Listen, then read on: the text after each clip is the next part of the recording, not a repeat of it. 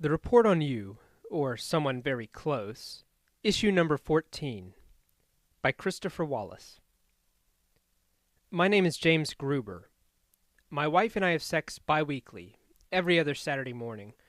If we miss a go, we don't make it up. I have 22 sweaters, 10 that I wear to work, and 12 that I've kept too long. My car runs fine. I have a lawnmower that runs pretty well, too. I often pay a guy to mow the yard. He charges me an extra $10 for the use of his mower. It's a riding one, so I can't really blame him. When it rains, water collects at the base of a maple tree in my front yard. The ground is shaped like a bowl there. I'm told this is why there's no grass in that spot, and that if I do nothing to build it up, it will just get worse. From what I can figure, this is probably right. Sex occurs Saturdays around 8 o'clock in the morning. We sleep in on Sundays. Bridget runs a medical supply office, and at first I thought we would always have a fresh stock of Band-Aids and things like that. But we don't. My father used to bring home shoelaces from the shoe store where he worked. I guess they would sometimes replace the laces in the display models if a lot of people were looking at them. We would get the old laces, one at a time. Of course, we would get shoes too, but my father still had to pay for those. He just got 20% off. Bridget is taller than I am, and people tell me she is very attractive. I think she is.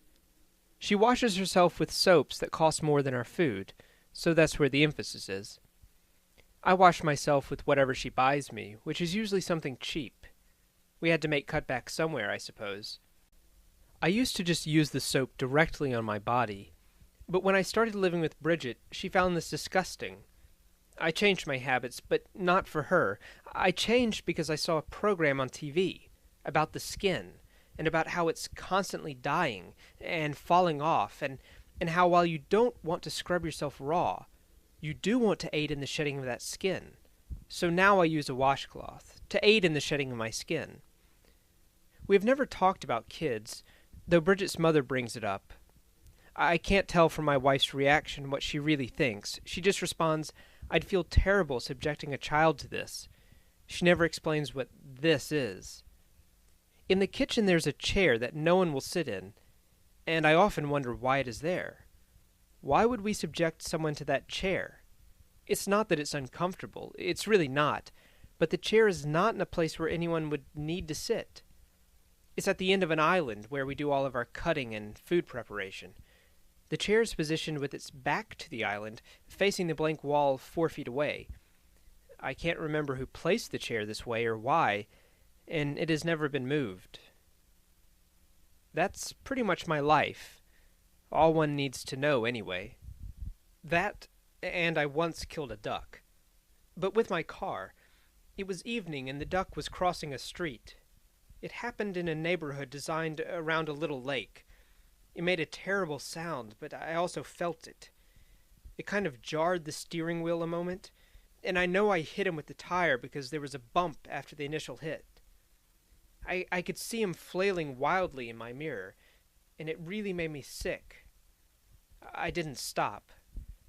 What can you do for an injured duck? All the rest is pretty much like that. Not like the duck incident. That was a lone mishap. I tried to tell Bridget about it, but I was afraid to. I'm not sure whether what I did was a sin or not, but she is pretty good at deciphering that. I hide those things I think might be deemed sinful now. I look down the blouse of the receptionist at work on a regular basis. That's one of them. I eat a whole bag, the movie theater size, of Reese's Pieces twice a week. I don't know if that's a sin, but I shouldn't be doing it. I eat Reese's Pieces 4 times as often as we have sex. Bridget makes my lunches, but she never puts a sweet in them.